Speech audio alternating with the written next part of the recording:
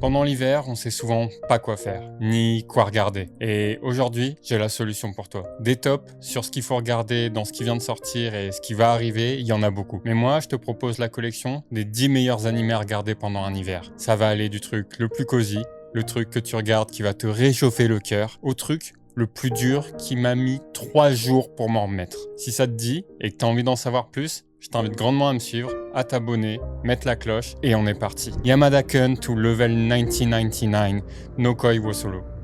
L'histoire, elle est très simple. Akane se fait larguer par son mec.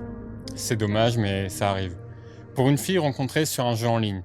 Du coup, elle va décider de se venger. Elle va installer le jeu et dans ce jeu, elle va rencontrer Yamada, un pro gamer ultra froid et distant. Petit à petit, tu t'en doutes, dans un animé de romance, les choses vont se faire et ils vont passer de plus en plus de temps ensemble. Et se faire évoluer l'un l'autre. Akane est une fille pétillante et un peu maladroite. Yamada, lui, c'est le lycéen prodige du gaming qui comprend absolument rien à ce qui se passe autour de lui. Mais je sais pas pourquoi. Peut-être parce que moi aussi je joue beaucoup au MMO, mais cet animé, je m'attendais à avoir une vraie blague. Et au final, j'ai passé vraiment un très bon moment. J'étais un peu dégoûté que ça se finisse en une seule saison d'ailleurs, mais ça se regarde vite et il n'y a que 12 épisodes. Donc en vrai, si tu sais pas quoi regarder, je t'invite grandement à te lancer ça.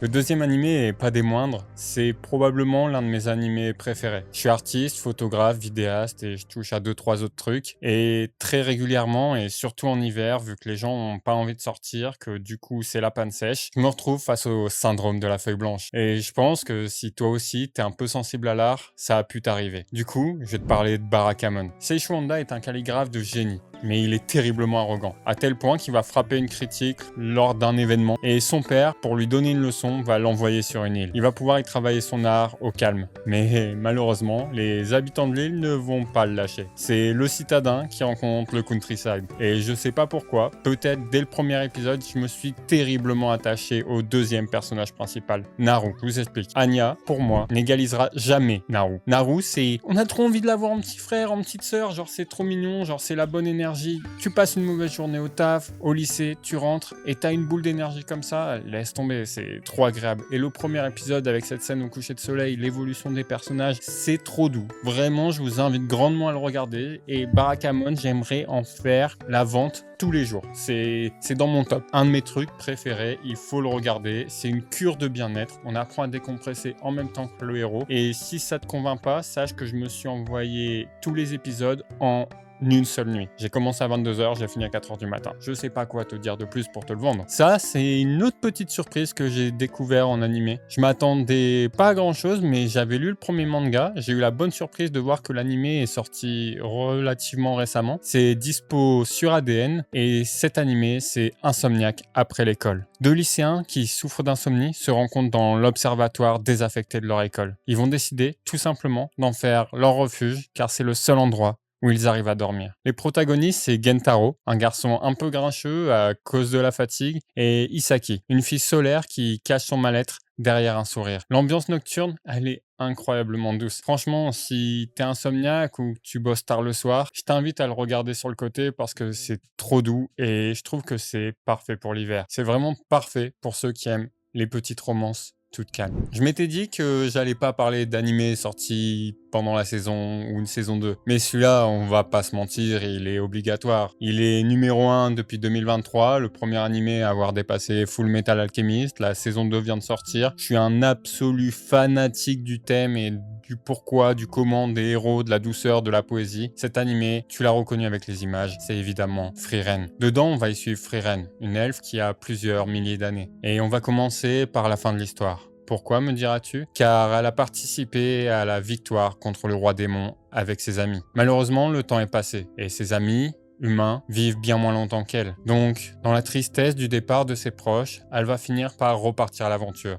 Mais cette fois-ci, avec les apprentis de ses 10 amis. Et on va les suivre, parcourir les terres et refaire le chemin afin qu'elle puisse aller s'excuser auprès d'Imel, son amie qu'elle a perdue et à qui elle n'a pas dit tout ce qu'elle ressentait. J'ai tendance à bien souvent oublier le pourquoi du comment cette aventure a commencé. Mais chaque épisode est un petit bonbon. C'est doux, c'est agréable. Je regarde ça avec ma copine le soir et chaque nouvel épisode est juste une cure de bonheur. On regarde ça le soir, on se pose et là, le premier épisode de la saison 2, il était vraiment beaucoup trop chouette. En plus, on commence probablement ce qui est mon arc préféré. Et je t'invite grandement à t'envoyer les 2 saisons parce que vraiment, tu le regretteras pas. Et puis, mince, suivre Fern, Steak, Frieren et tous les autres, c'est beaucoup trop cool. L'humour est au poil, les scènes sont magnifiques, la musique, pareil. L'opening et l'ending, c'est des masterclass. L'ending de la saison 2 est déjà le meilleur ending de 2026. Frieren, si tu aimes les animés, tu dois regarder ça, c'est absolu, il n'y a rien d'autre à dire. Frieren, est-ce que j'ai besoin de dire autre chose? Juste Frieren. Donc prends du temps après la vidéo et tu vas te lancer la saison 1 et puis tu commences la saison 2 qui vient de reprendre la semaine dernière. Samouraï Champloo, je suis un fan de hip-hop et cet animé m'a fait découvrir l'artiste qui allait devenir mon artiste de cœur, Nujabes. C'est l'un des meilleurs animés qui soit si tu veux juste poser ton cerveau. On va suivre 3 amis pour partir à la recherche du samouraï qui sent le tournesol. Cet animé, écrit et fait par Watanabe, l'homme derrière entre autres Space Dandy ou encore Cowboy Bebop, va vous offrir une véritable balade dans un Japon féodal à l'ère des samouraïs. On va y suivre 2 ronins, accompagnant Fu, une fille, qui va les diriger et les payer afin de retrouver ce fameux samouraï qui sent le tournesol. Chaque épisode se suffit à lui-même,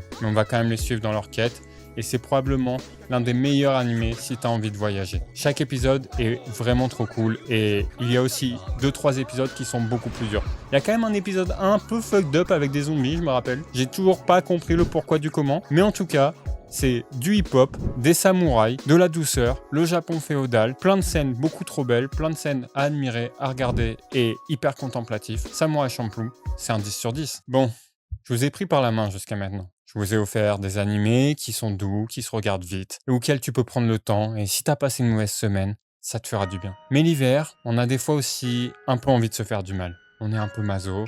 Je comprends, et il y a des animés un peu plus durs qui font un peu de bien quand même. Et l'un des animés que j'invite grandement et tout le monde à regarder, même s'il est cultissime et que je pense qu'une grande majorité d'entre vous les auront vus, mais c'est mon top, je fais ce que je veux, c'est bien évidemment Nana. Si tu ne connais pas Nana, t'inquiète pas, 2 jeunes femmes nommées Nana se rencontrent dans un train pour Tokyo en plein hiver. L'une veut retrouver son petit ami, l'autre veut percer dans le punk rock. Elles vont finir en colocation et rencontrer plein de personnages. On va les suivre à travers leurs aventures, leurs objectifs et surtout leurs relations sentimentales, amicales et plus particulièrement amoureuses. Nana est une œuvre culte pour de nombreuses choses. Son regard sur la mode, son regard sur une époque et entre autres aussi son regard sur les sentiments humains. Il y a des relations toxiques, des relations saines et on va suivre les 2 héroïnes faire des choix et évoluer. Malheureusement, c'est un animé qui se termine. On n'a pas vraiment la fin, je vais pas vous mentir, je préfère vous le dire maintenant, je suis désolé. Mais l'autrice a eu un blocage et Nana est devenue tellement culte qu'elle nous promet depuis des années de reprendre la plume et de finir l'œuvre, mais encore aujourd'hui, beaucoup d'entre nous savent que c'est probablement impossible qu'on voit un jour la fin. L'animé se termine sur une scène assez grave, et Nana, c'est pas le genre d'animé qui te prend vraiment par la main non plus. Tu vas y voir des choses assez dures, des sujets assez sensibles et un regard sur le Japon très réaliste.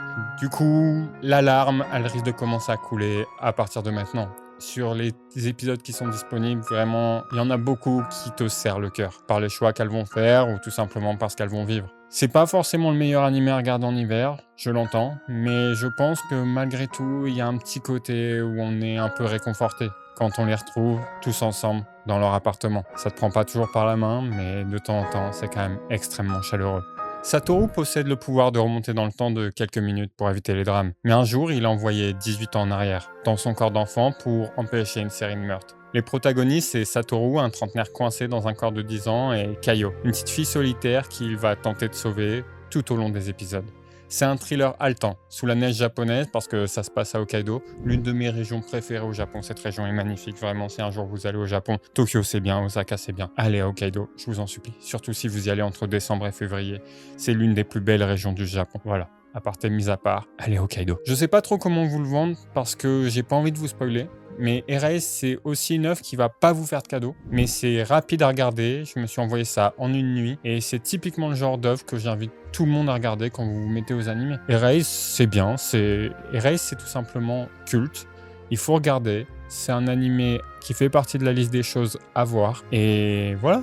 Enjoy. Encore une fois, par contre, c'est un thriller, donc les sujets peuvent être un peu compliqués, ça peut être un peu violent, mais comme je vous ai dit, on va aller du moins pire, du plus cosy au truc le plus violent. Encore une fois, je vous parle d'une œuvre que j'adore et d'une œuvre que tout le monde connaît, mais encore une fois, c'est ma liste, on fait...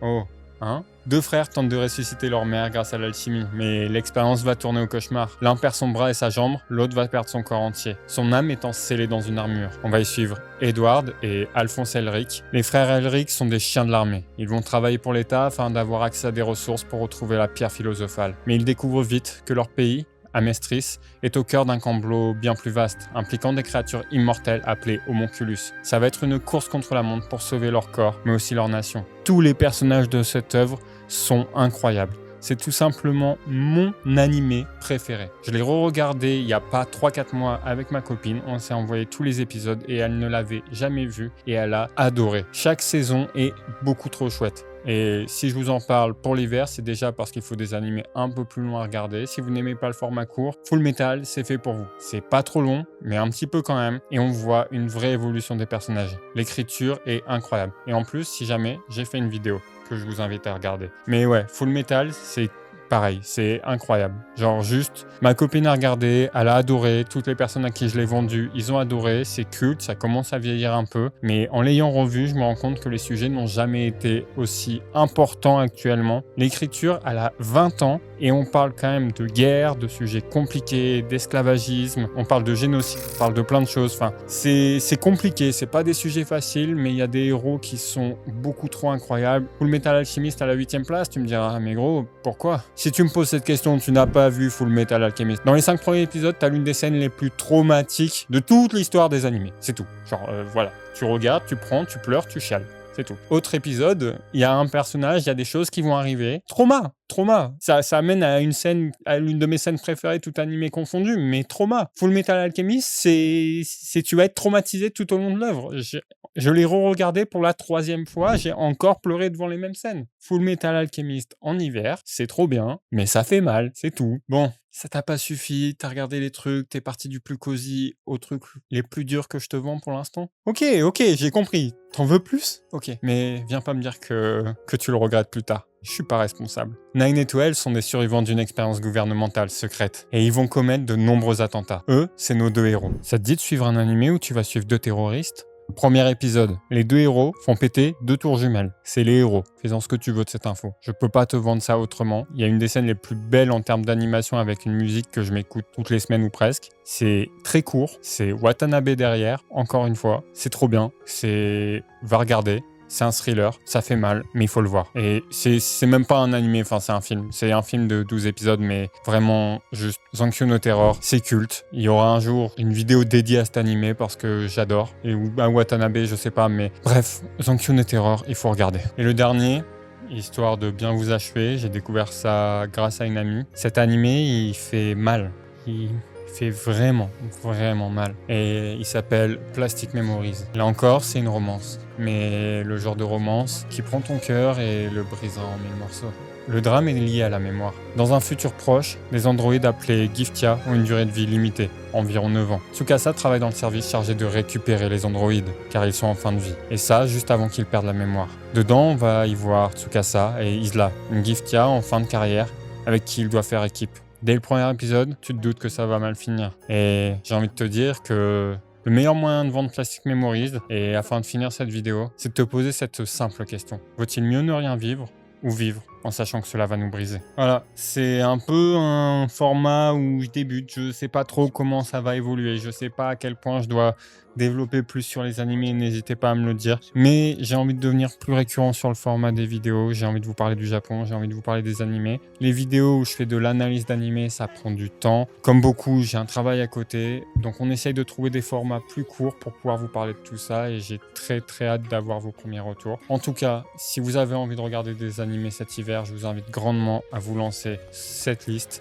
Il y a des trucs cosy, des trucs moins cosy. Et puis voilà, enjoy. En tout cas, si la vidéo vous a plu, n'oubliez pas de vous abonner, de lâcher un pouce bleu, de mettre la cloche. Et aussi et surtout de me dire, et vous, c'est quoi l'animé que vous aimez regarder en hiver?